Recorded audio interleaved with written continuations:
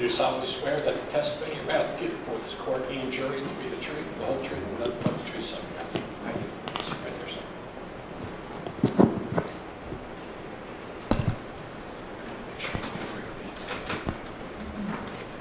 Good morning, officer. Can you please state your first and last name for the record, spelling your last name? David Lindenschmidt. Last name is Lindenschmidt. And Officer Lindenschmidt, how are you employed? I'm employed by the University of Cincinnati Police Department. And how long have you been so employed? 2.5 years.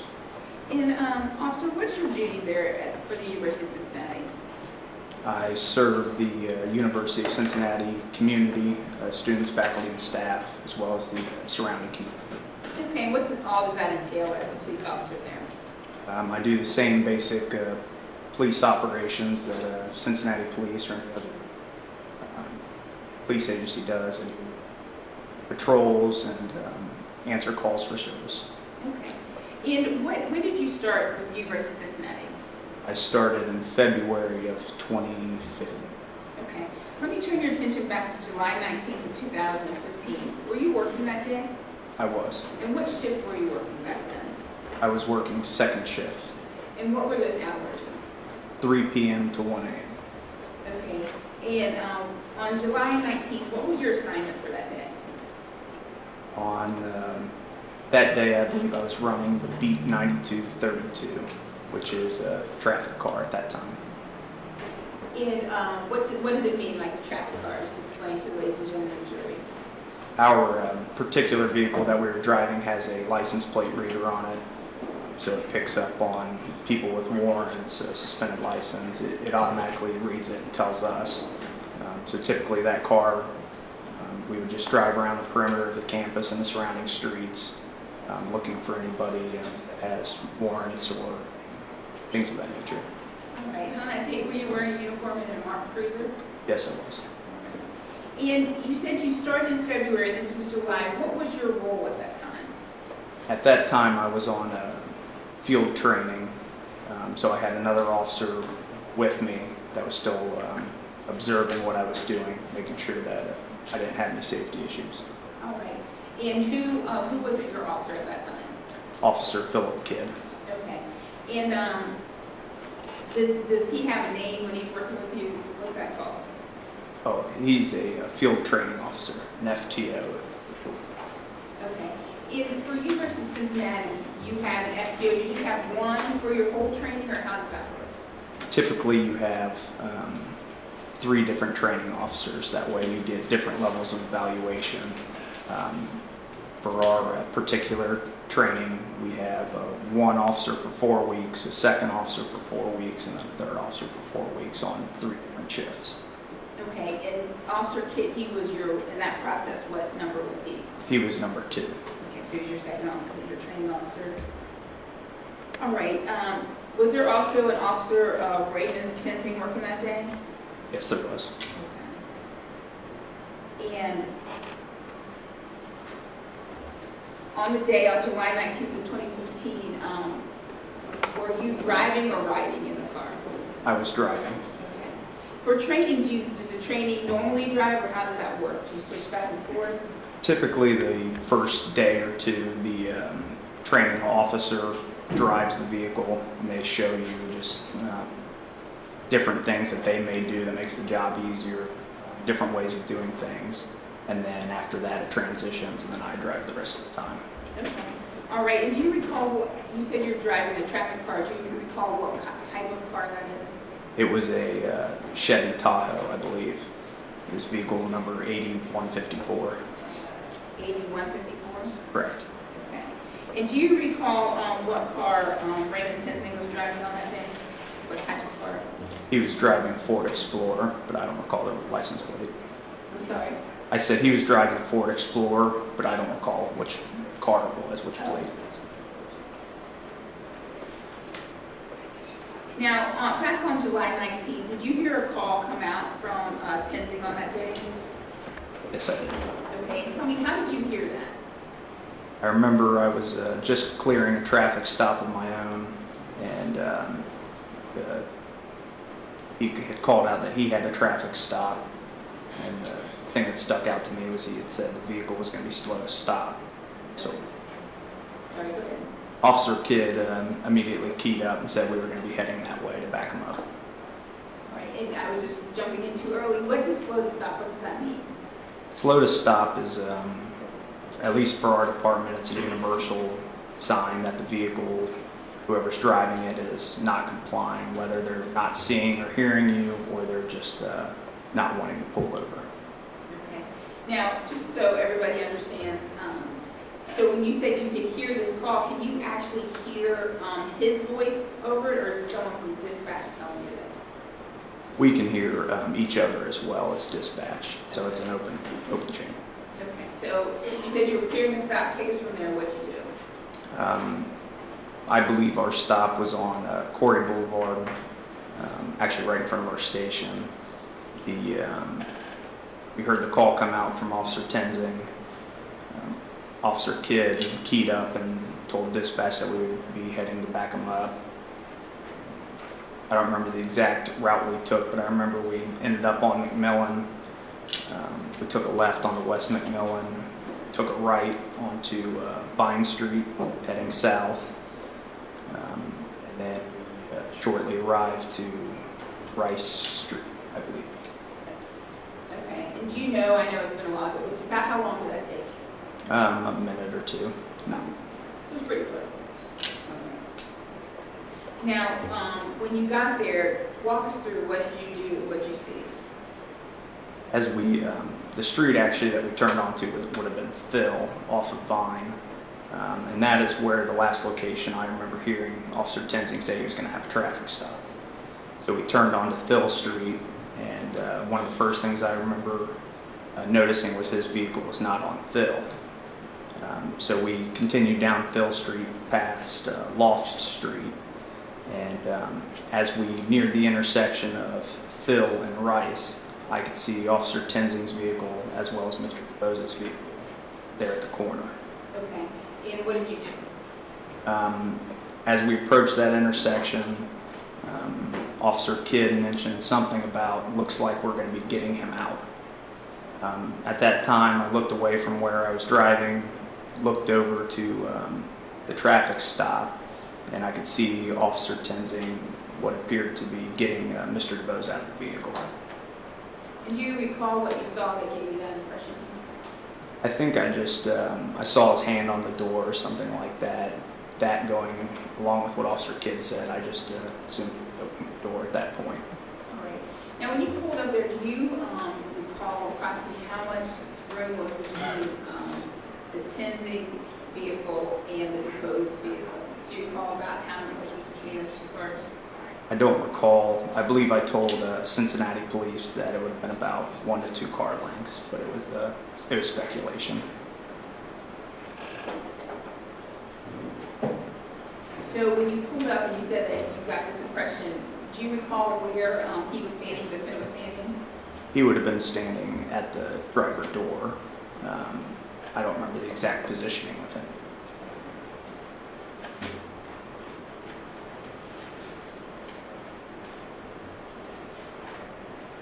All right, I'm going to hand you what's been marked State's Exhibit 1C.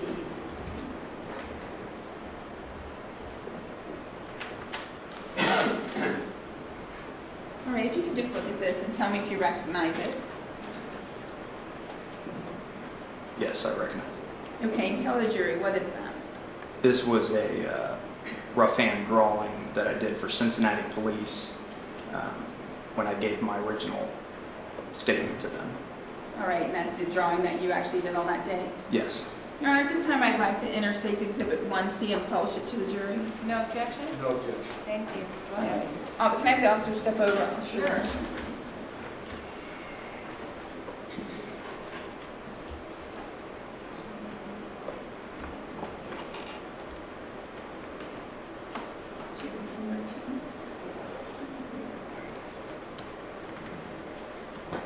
All right, officer, if you could tell us, you said this is a rough drawing that you did? Correct. By that, do you mean it's not to scale?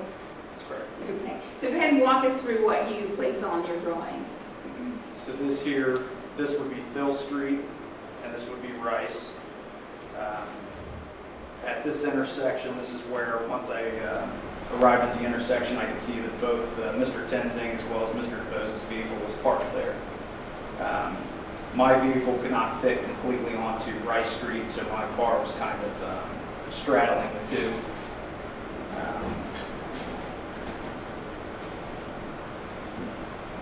This drawing here, this is Cincinnati Police asked me to show what direction Mr. DuBose's vehicle moved once it took off, and this was the arrow in the direction that I showed it. I said approximately 45-degree angle from where its original spot was. They also asked me to show where from I originally saw Officer Tenzing to where he was once I regained view later on, and that's what this X represents.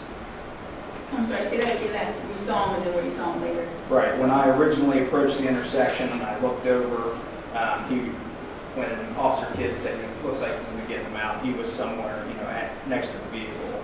They wanted to know where he was when I saw him at the next point. And he would have been in the center of the street, if I would have. Okay. All right, and do you recall about when and where you drew this picture? Where I drew it? Yes. I drew it at Cincinnati Police Homicide, CIS. I believe it would have been 2 days after the shooting. It's about July 21st. I believe so. Great, you had to proceed.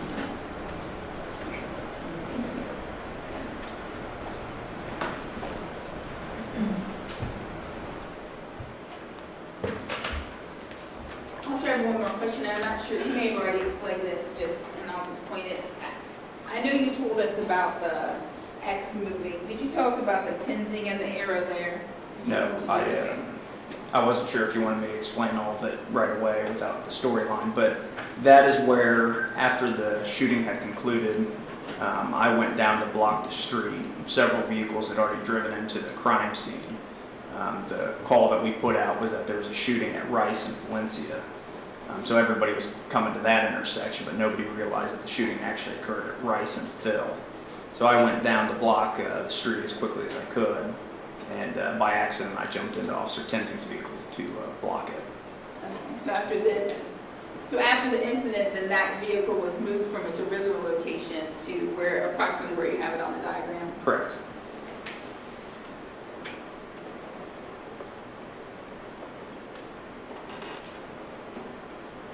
Now, when you first arrived at the scene, were you and Officer Kidd, were you in a hurry to get to the scene, or how did you respond? Did you have your lights and sirens on, or?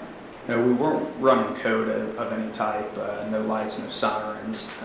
We were in a hurry just because of the statement, slow to stop. All right. I was just thinking,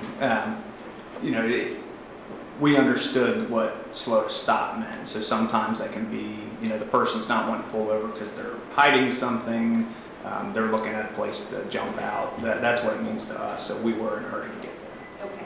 So once you got on scene and you're having this conversation with Officer Kidd, tell us exactly what you saw or heard. Which when point? you pulled in and you're starting the car. Okay, as I had said before, Officer Tenzing or Officer Kidd said it looks like he's going to be getting him out. I looked over for a brief second, saw that he was trying to remove him from the vehicle. I then looked back forward to park my vehicle. At the time, the way my vehicle was parked on the driver's side, I could not see Officer Tenzing or Mr. DuBose's vehicle for a few seconds. Okay, and during that time, did you hear or what did you hear? Nothing right away. As I put the vehicle in the park and opened my door, right then I heard squealing tires, and then a couple seconds later I heard a gunshot. Okay. So you couldn't see anything, you hear those things, and then what do you do? As I jumped out of my vehicle, I rounded my door, and I was looking straight, I guess it would have been south on Rice Street, and I could see the vehicle heading at a 45-degree angle towards the guardrail, and Officer Tenzing coming off of the vehicle and hitting the ground. Okay, and when you say coming off, what does that mean? I don't recall exactly how he was moving with the vehicle, if he was attached to it or not. I don't recall those things. I just remember him coming down and falling. I believe I told Cincinnati police that he fell to his butt, and he had put a hand down to brace himself. Okay. All right, when you see all this, what do you do? Originally, the way I had perceived it was that Officer Tenzing had been shot. I drew my gun and proceeded to run up the street towards Officer Tenzing. And as I got closer to him, I started asking, I said, "Are you okay? Are you shot? Are you hit?" He kind of looked at himself, said, "No, I'm good," stood up, and then the three of us proceeded south on Rice towards Valencia. Okay, were you able to get that close to him before he got up? I don't recall the exact distance from him. I would say maybe 10 feet, something like that. Okay. And at the time, were you wearing your body camera? Yes, it was. All right. And did you activate it? I activated it as we were running up the street when we got closer to the Mr. DuBose's vehicle where it had wrecked that. Okay. All right. I'm going to hand you what's been marked State's Exhibit 13. It's been a little bit, but do you recognize it? Have you viewed this previously? Yes, that's my body camera footage. And I'd like to enter Exhibit 13 and play it for the jury. No objection. Thank you. Go ahead. All right, just one moment. Does he need to step down to help? Not yet. Okay.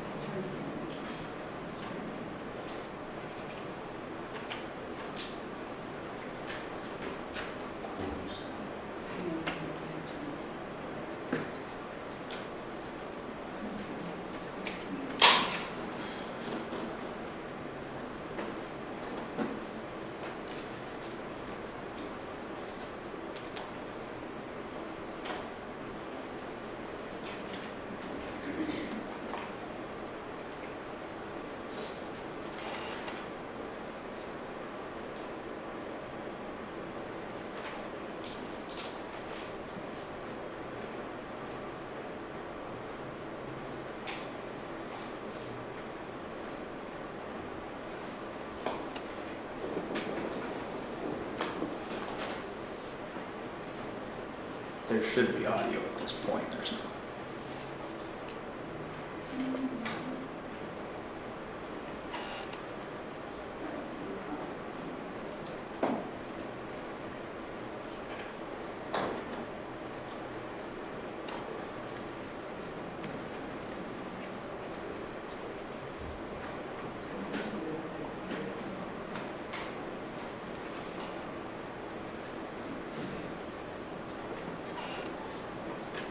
Thank you, officer.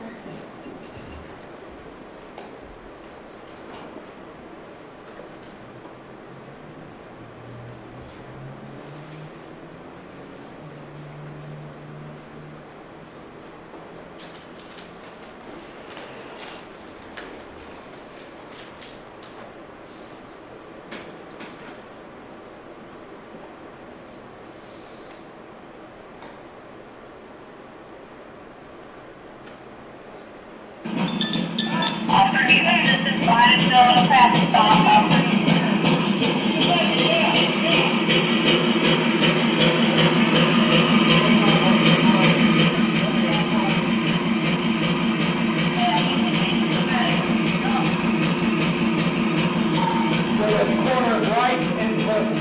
Valentina.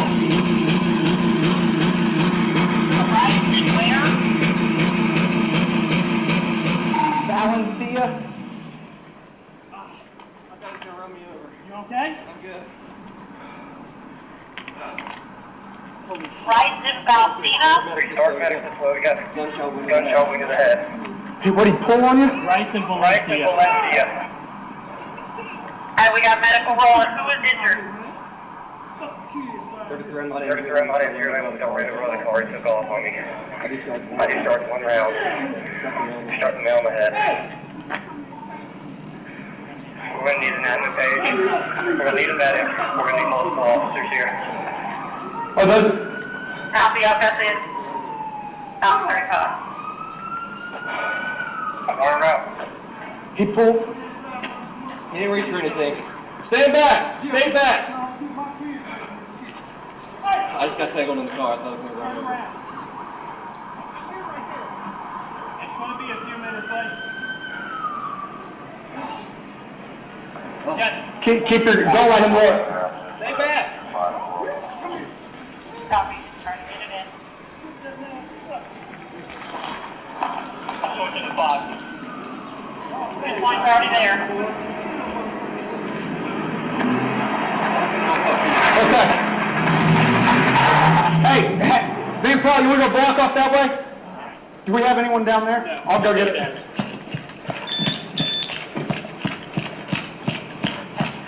Hey, Phil, can we do something with him? Get him to go around? Yeah, just follow, go, you can go ahead. Yeah.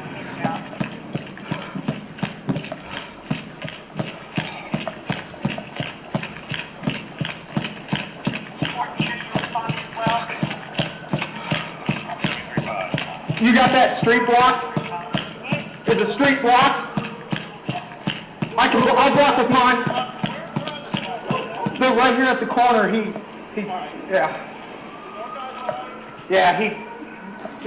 all right. He went down, but he's okay. 9220 is the channel 4 and every copy of that.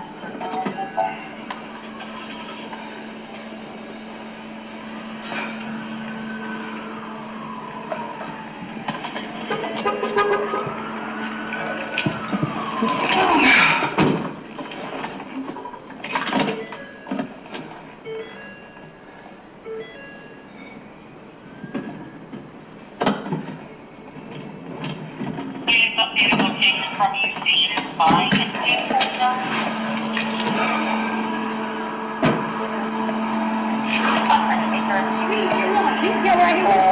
We saw you when we pulled in to back him up. The guy, he had a traffic stop. The guy took off from him. The officer got caught in his car, because the guy reached for something and he thought, and so he grabbed onto the car. And when the guy, You never came fast, so we don't see him. our officer went down, he got tangled in the car and drew his gun and fired. The guy.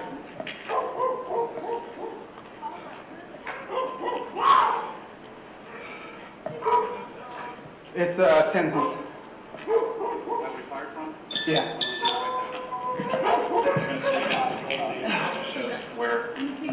Where Ray was. Okay. We have some if you don't. Hey, Max, these are Tenzing.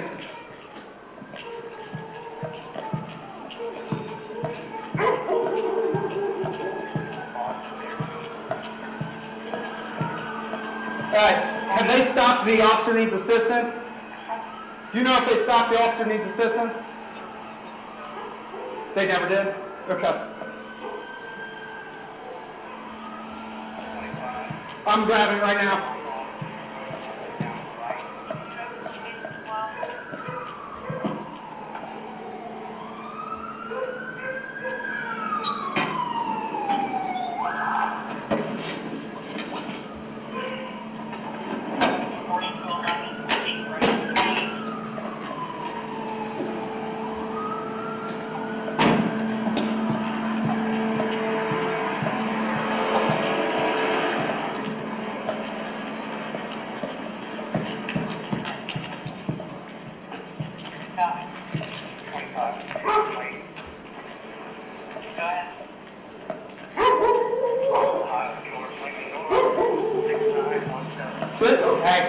This right here is the crime scene. This is where he shot me.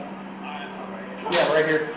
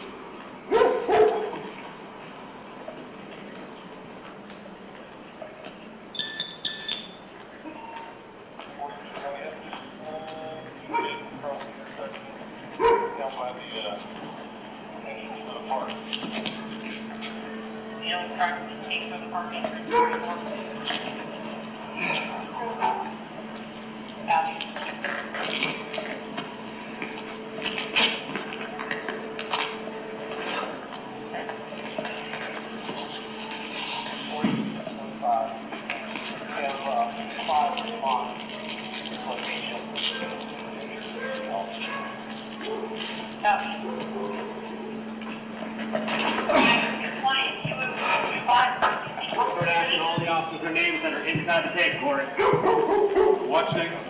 That's where he actually fired from right here. Are you guys down here? Yeah, I was right behind him. He fired from right here, and the guy took off. So you were trying to make a traffic stop on him, or? Yeah, and the guy. You got a video?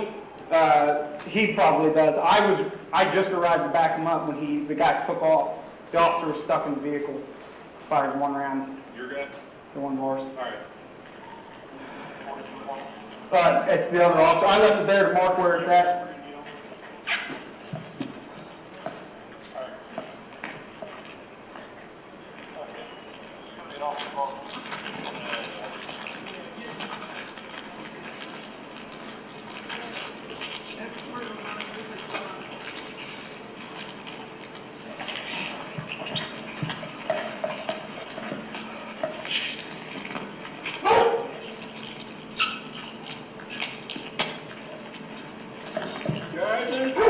I'm good. Live well.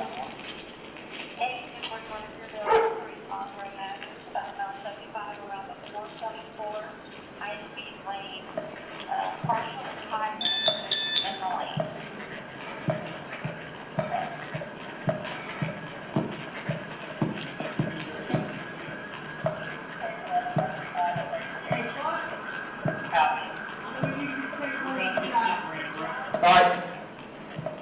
4220, do you need any other units directly at your location? If not, I'll send them to the area. Everybody okay?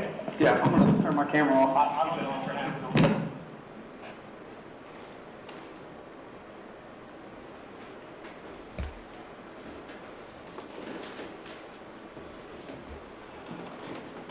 Okay, officer, does that fairly and accurately depict your body cam video from July 19th, 2015? Yes. All right.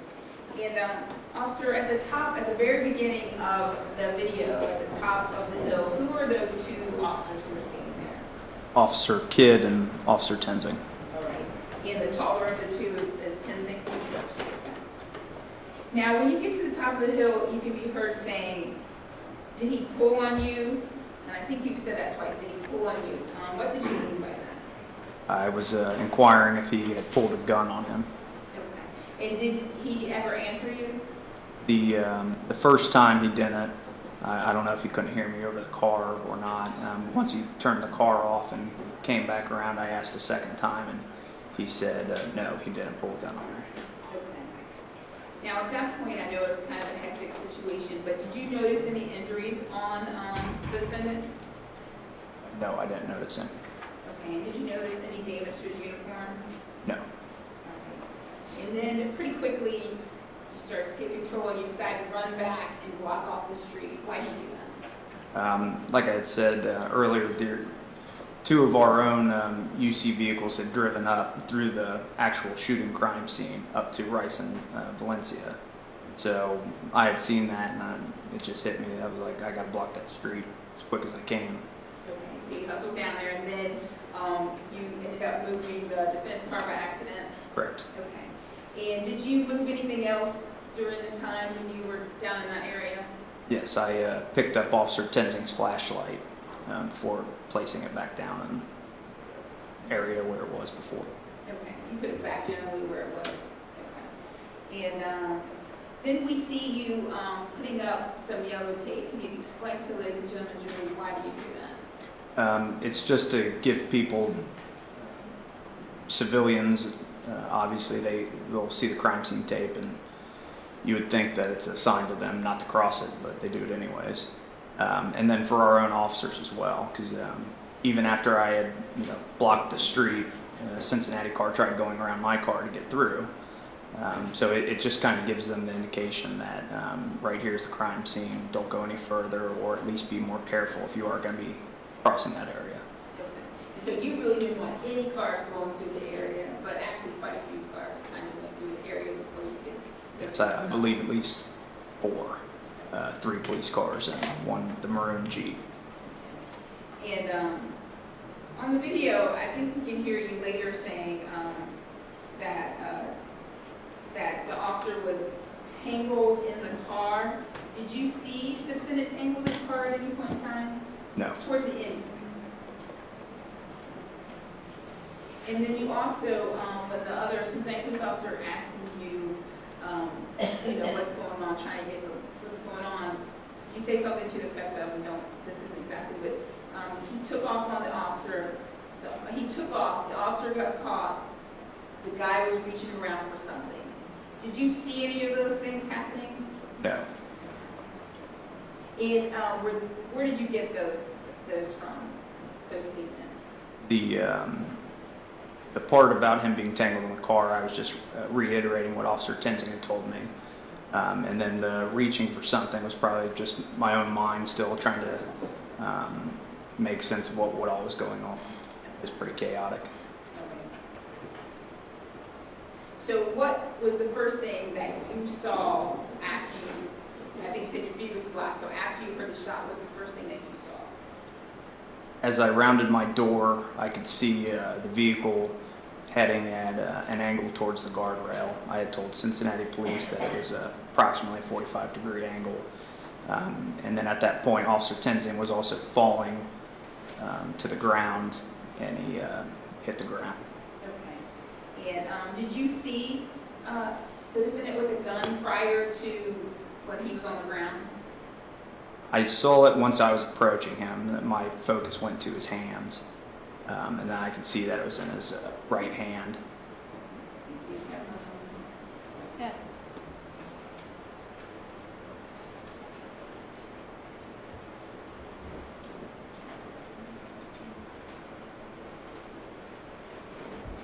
All right, thank you, officer. Who you testified to occurred in Hamilton County, state of Ohio?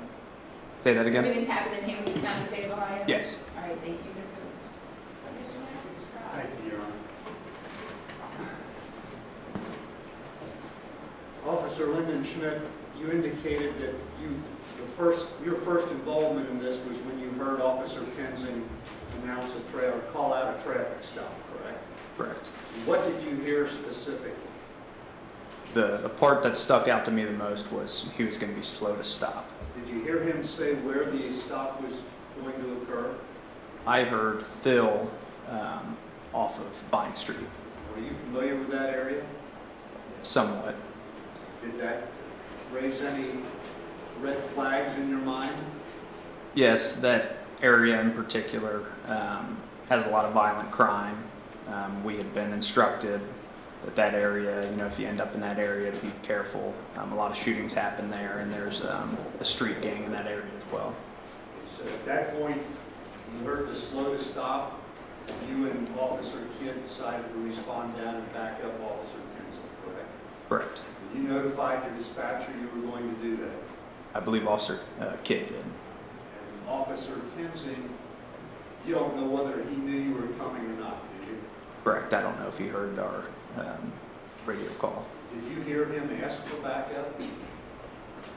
I didn't hear it. Okay. Now you testified that you drove down Vine Street to Phil, correct? Correct. Turned left onto Phil, Yes. and that's where you expected to find Officer Tenzing in the vehicle he was stopping, correct? Correct. And they weren't there. Correct. So you proceeded on up the hill on Phil Yes. to Rice Street, As you got to Rice, you saw Officer Tenzing's police cruiser stop right about the corner, correct? That's correct. And did you make any observations about the car that he had stopped? No, I didn't make any observations of it. Did you see a silver car parked in front of the car that Officer Tenzing had stopped? No, at that time, I did not see that vehicle. And the first thing you saw, if I recall your testimony, is, or the first thing you heard was Officer Kidd say, "It looks like he's going to be getting him out," correct? That's correct. And did that cause you to do anything that you wouldn't ordinarily do? We were just speeding up to get out of the vehicle a little bit quicker so we can get up there. Okay, and from your body camera video, it looks like as you got out of your cruiser and came around your door, Officer Tenzing's already farther up the hill on Rice Street, correct? That's correct. And he was on the ground at that point? Yeah, he was just coming off the vehicle when I saw him. He was falling backwards and he hit the ground. Okay, and was that part not captured on your body camera video? Part of it is captured. I know there's a screenshot where he's laying in the center of the road or beyond the center of the road. That is after you saw him fall off the vehicle, correct? That's correct. Is there anything on your video that shows him attached to the vehicle or falling away from it? Not that I'm aware of. And that's because the video only captures the 30 seconds prior to you activating it, correct? Yes. Would it be fair to say on my part that from the time you got out of your cruiser to the time that you saw Officer Tenzing picking himself up off of the street was just a matter of seconds? That's correct. And there was a lot going on, correct? Correct. Did you notice a male individual walking up the side of Rice Street as DuBose's car is moving away? No, I wasn't focused on him. I've seen it in the body cam footage, but I didn't recall it at the time. Did you notice a car coming northbound on Rice Street as No. Officer Tenzing was laying in the street? No, I also have seen it from my body cam footage, but I didn't recall that at the time either. Can you explain to ladies and gentlemen of the jury why you wouldn't recall those things? Sometimes in a critical incident, your focus, you kind of get tunnel vision. And so, I'm looking at one thing in particular to see, if my fellow officer had just been shot. That was my first instinct. So I was focused on him. As I got closer to him, he said he was, okay. So my vision went back to the car. Everything in my peripherals just kind of faded away.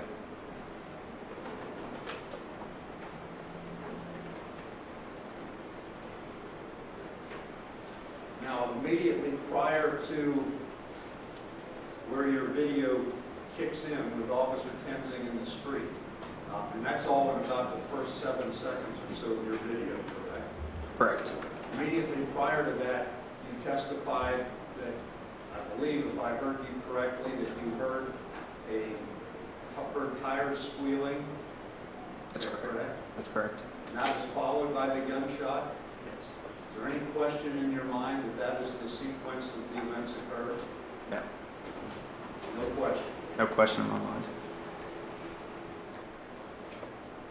Would you agree with me that this entire situation happened in a split second? Yes.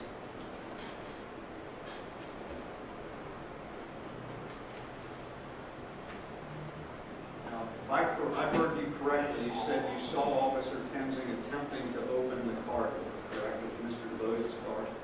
Correct. And what did you see there exactly, if you can remember? I just remember him standing at the door, looking down, and that, alongside with Officer Kidd's statement that he's opening the door, I just assumed he was opening. And then, if I understood your testimony correctly, you turned away to do something with your cruiser, correct? Correct. I looked back so I could park my vehicle. And it all happened that quickly. Yes. You did not see Officer Tenzing attached to Mr. DuBose's car in any way, correct? Correct. Because you weren't looking? Correct. And my vision was blocked by Officer Tenzing's vehicle. And you heard Officer Tenzing say he was tangled in the cruiser, correct? Or in Mr. DuBose's car? That's correct. And you repeated that a couple times, correct? That's correct. And just because you didn't see it doesn't mean it didn't happen. Is that a fair statement on my part? That's a fair statement.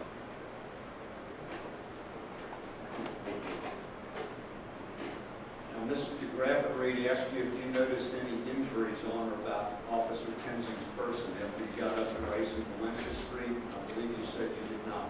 Is that correct? That's correct. Were you looking for any? No. Did you see Officer Tenzing doing anything to himself or looking at himself? Yeah, twice.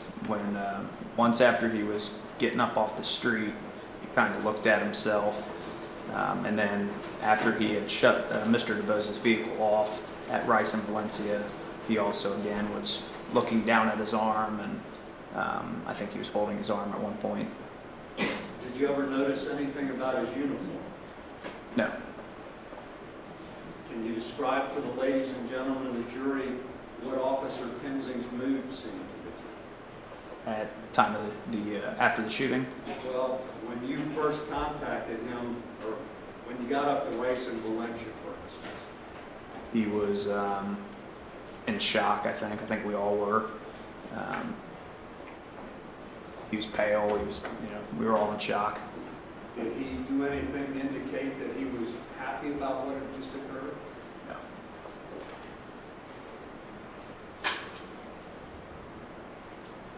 Did he appear to be angry or mad to you? No.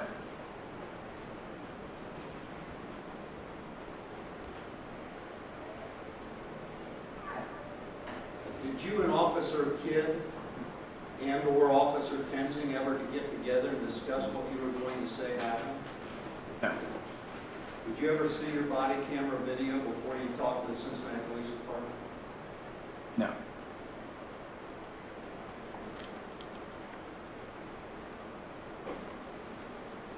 Do you know how far, where was Officer Tenzing when you saw him after he disengaged from Mr. DuBose's car in comparison to where he was when you saw him with his hand on the door? He was further up the street and then further to the left or to the east street. Are you able to put a distance on any of that? Cincinnati police asked me to speculate 2 days after the shooting, and I said approximately 10 feet. Do you know how he got moved to that position? I don't. You're trained on the firearms that you carry as a UC police officer, correct? That's correct. Is there any chance that by discharging that firearm, the recoil could have caused him to move that far? No.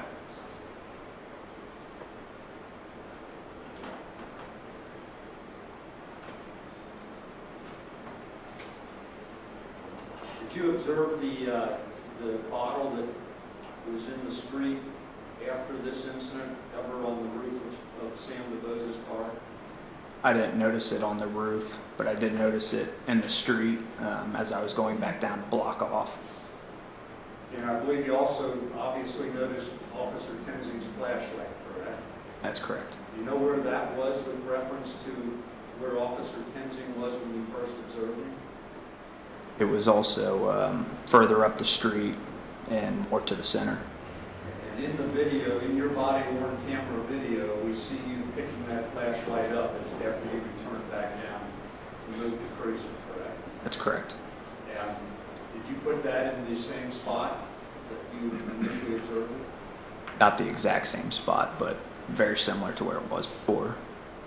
You didn't move it a number of feet either way? No, I think I took 2 steps south, turned around, took 2 steps north, put it back down.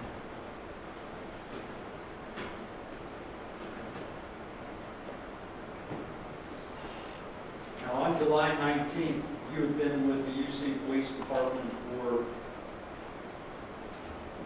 about 5 or 6 months, is that correct? That's correct. Did you have any law enforcement experience prior to that? No. What is the UC Police Department, and I assume you're familiar with their policy and procedures as a new hire, you were probably fairly familiar with the procedures, correct? Somewhat. What was the policy with reference to traffic stops? There really wasn't any kind of policy for it. I know we were told to go out and make traffic stops. We kind of had a soft jurisdiction. You know, they would say, you know, don't go too far down, don't go to past McMicken, south, don't go too far north, but there wasn't a specific street. There wasn't any kind of set boundary that they said, you know, you could or couldn't go here. And when you make a traffic stop, do you always call for backup or wait for backup to arrive? No, not always. And when you get somebody out of a vehicle, are they automatically under arrest?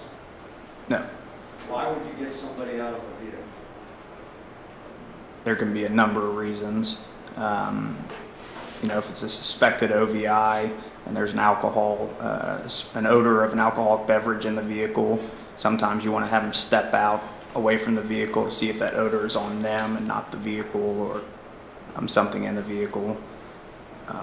Sometimes you want to get them away from the car so that they don't have access to things in the vehicle. There can be a number of reasons. But when they are, what do you call that when you get somebody out of the vehicle? At that point, they're just detained. Not arrested, correct? There's a difference? There's a difference. When somebody is, when somebody's stopped for a traffic violation and detained, are they free to drive away? No.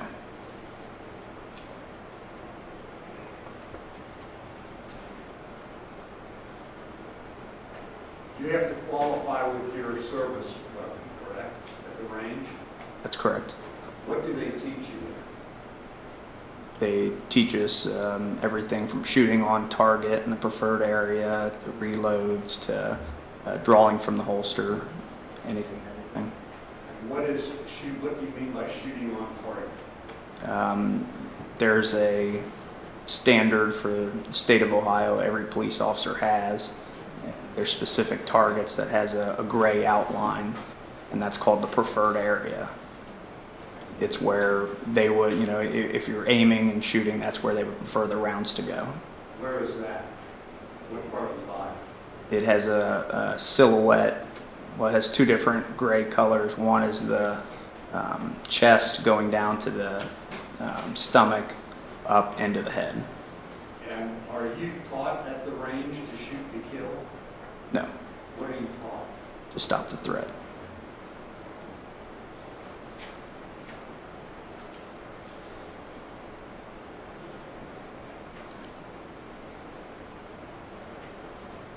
Have you ever heard of the method of handcuffing someone while they're in the car?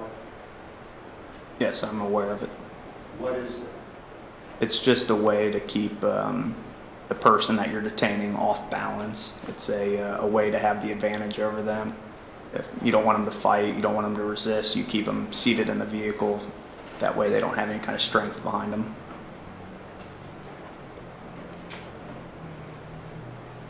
And has anyone told you since you made your statement to the criminal investigation section that you needed to back off of anything that you said as far as what you observed on July 19th? No.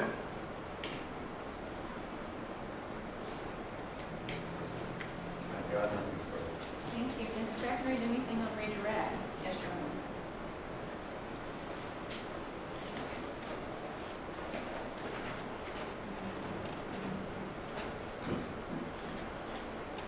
Mahiju has been marked State's Exhibit 13A. I think you just mentioned this in your cross. Do you recognize that? Yes, this looks like the screenshot from my body cam footage that I mentioned earlier. Okay, and whose hands and gun is that in that screenshot? Mine. Okay, is that a true and accurate screenshot from your body cam video? Appears to be. All right, thank you, Your Honor. I'd like to enter Exhibit 13A and publish it to the jury. Any objection? No objection. Thank you. Go ahead. All right, you mentioned this a little bit earlier. So just tell us, this is just a screenshot from your body cam video? That's correct. All right, and there's a figure or something that's in the road right there. Can you tell us what is that? It appears to be Officer Tenzing. Okay. In the car that's right here, the white UC vehicle, whose vehicle is that? That would be Officer Tenzing's vehicle. Okay. Thank you, officer.